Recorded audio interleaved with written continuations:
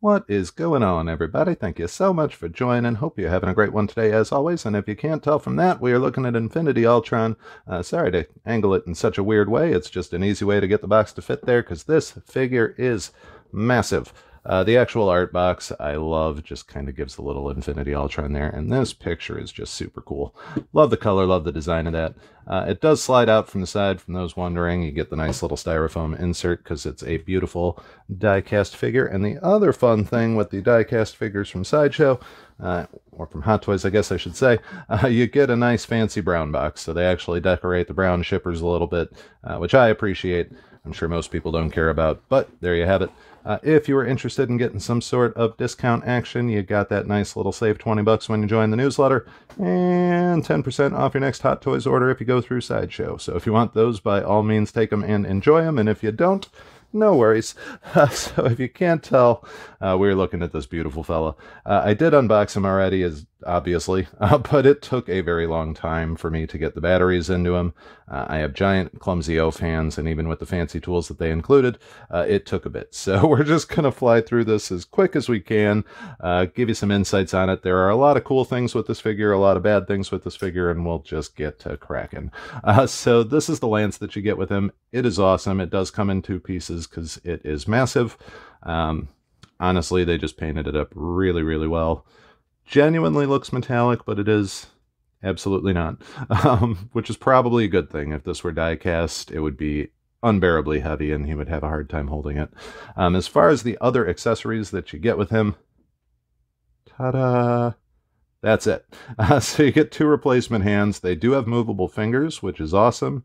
And you get this beautiful little battery kit, which helped me a ton. So you got some tweezers and the screwdriver to get to them. And then this little oar thing, which you can use to hold the spring in place. I'm not sure if that's actually what it's for, but it worked wonders for me, so I'm just going to pretend that's the case. Either way, it was a nice little inclusion. I was pretty happy with it because, like I said, I have giant, massive ogre hands, and small compartments don't really work too well for me. The base I loved. It does come with the dynamic flight stand. I didn't put it on just because I'm not going to in the immediate future, but I just love the decoration there. I love the Ultron image. Absolutely crushed it. Really can't say much bad about it because it's just a base, but genuinely like the way that one looked. The figure, amazing, and also not amazing. So the biggest issue that I have with it that we're going to bring up right off the bat is the cost. This guy is a very big figure. He's also die cast, so he does come with a hefty price tag.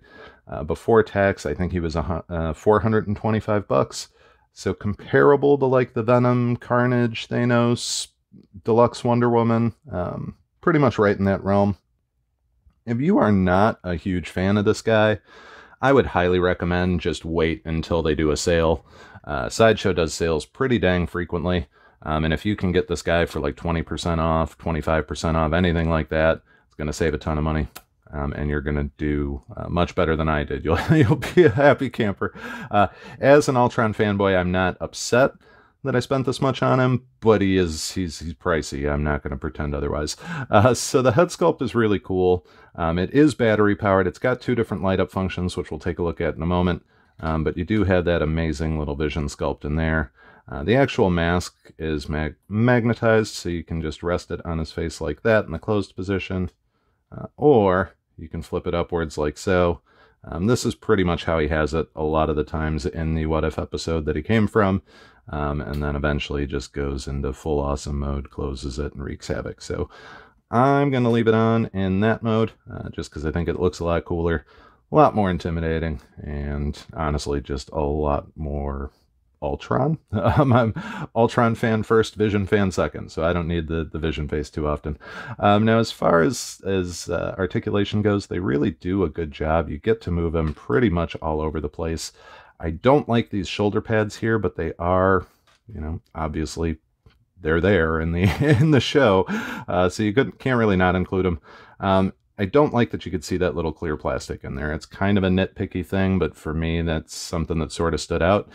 So when I do pose them, get them on a shelf, all that other good stuff, I'm going to end up spending a little bit extra time just kind of trying to hide that, because I think it sticks out like a sore thumb and just really doesn't look too great. Like, it's obviously plastic when you see it at different angles, and it really did kind of take a little bit away from the figure in some regards for me.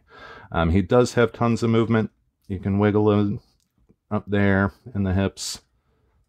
Plenty of range of motion in his legs. You can actually pull his legs down and push him up to get a little extra wiggle room. I haven't really played with that myself, but it is an option. Double jointed in the knees, which is nice. And then he's got a little bit of foot pivot as well. Now the figure's huge. He's about 14-15 inches. He's a real big boy. We'll put him next to some normal 6 scale in a moment of regular human height, just so you can kind of get an idea of it.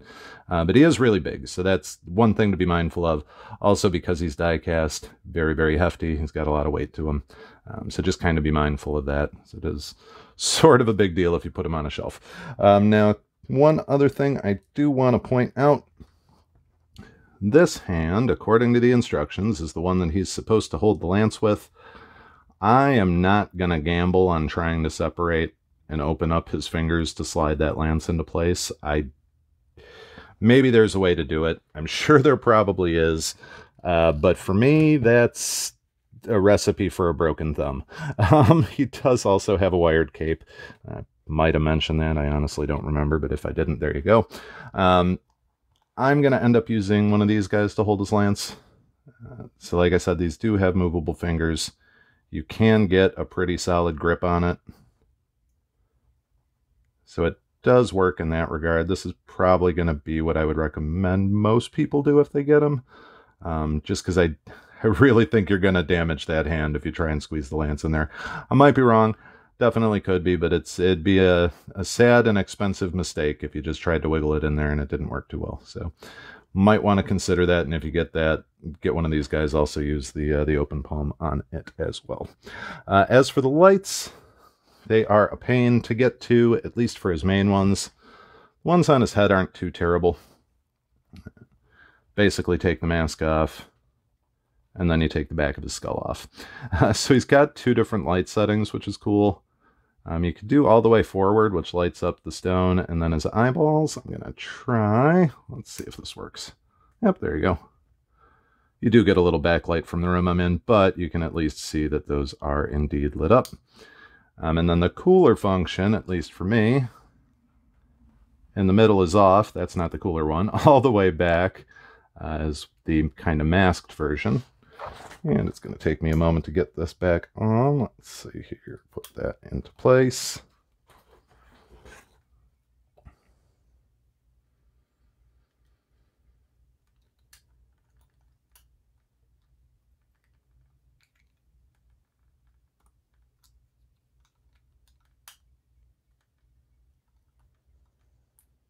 There we go. And you can kind of see also lit up a little bit. We'll go ahead and do one of those. But yeah, that just looks awesome. So that's definitely the cooler option, in my opinion. I will leave the headlights on for a moment, just because I'm going to try to get his back lit up. So this was honestly the biggest issue that I had with the figure. To light up the Infinity Stones, you have to remove this back piece. This whole thing pops off, and there's a switch underneath it. It's pretty annoying.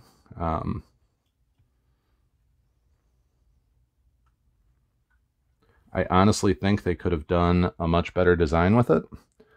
Just because to show this figure off and to show the lights, you're constantly removing that piece. So it is kind of a pain in my opinion, but he does look super cool once lit up. Alright, well I realize this is a very, very strange team up to end with. I just wanted to do a quick side-by-side of another 6 scale, and I conveniently had the man with no name right there. They're going to hang out and get drinks, I don't know. But if you were wondering how big he was compared to a normal 6 scale, there you have it.